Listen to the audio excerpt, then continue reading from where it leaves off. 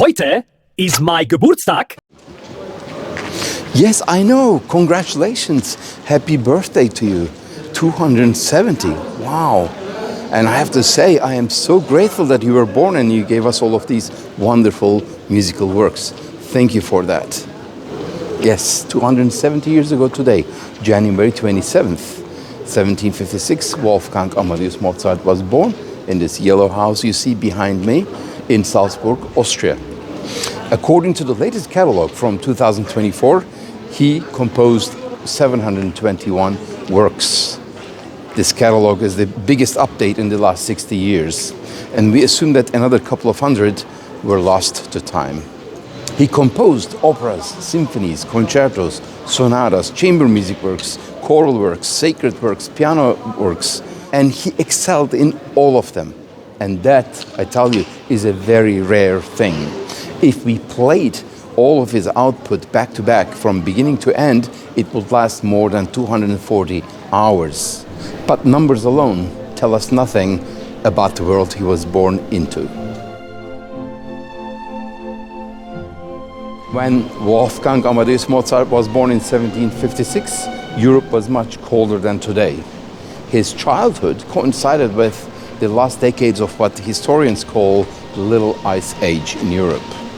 Winters were longer, snow lasted weeks or months, and rivers were frozen all over across Central Europe. Salzburg, a city cradled by the Alps, felt winter more sharply. In winter, temperatures were often below freezing, and heating was limited to a single fire per home. Mozart was not born into comfort. He was born into endurance. Salzburg's old town center looks very charming today, but it was actually designed for survival. Houses were built shoulder to shoulder. Shared walls reduced heat loss. Wind had fewer surfaces to attack in that case. Streets were narrow on purpose. Less open space meant less cold air moving through the city. Sunlight reached the ground only briefly in winter. Windows were small. Glass was expensive. Large openings meant cold. Thick stone walls held buildings upright, but not warm. And into this landscape was born Wolfgang Amadeus Mozart.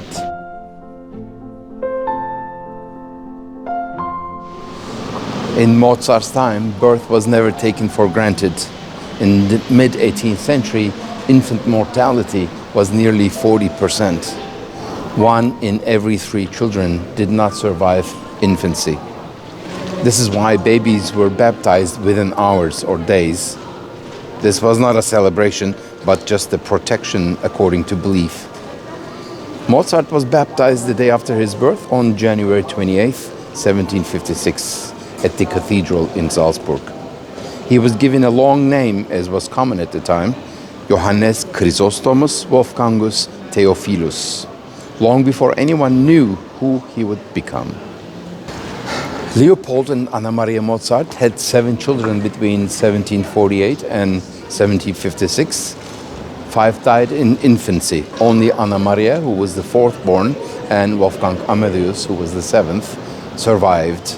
In fact, Wolfgang Amadeus and his wife Constanze had also 6 children, and only 2 survived. Frank Xaver, the last one, was only born 6 months before his father's death in 1791. Mozart grew up in a much quieter world than ours. There were no engines, no factories, no airplanes, no electrical hum. Continuous background noise did not exist. No urban glow at night. Sound came from people and animals. Footsteps on stone, horses, wagon wheels, voices in markets, dogs and wind. Church bells structured daily life. Bells echoed across the entire city. Indoors, sound was intimate. Thick walls softened the street. Firewood cracked, floors creaked. Music was never background. It was either made or you went to hear it.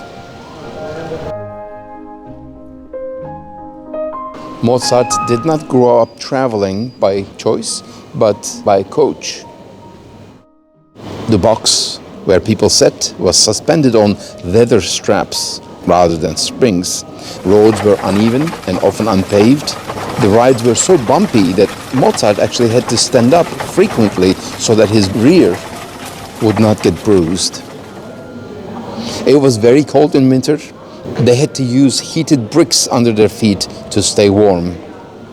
The boxes were breezy and very dusty in summer.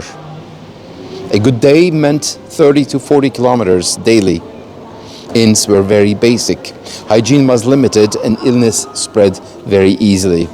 The Mozart family was frequently sick on the road.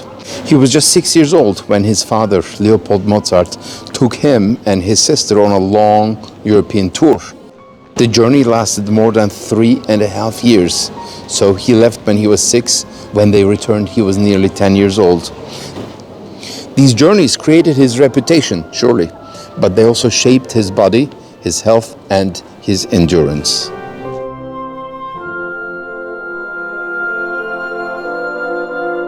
Cold, disease, loss, endless travel, uncertainty from childhood onward.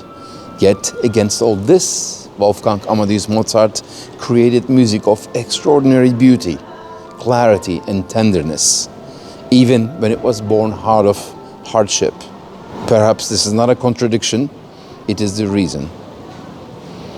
Thank you for joining me today.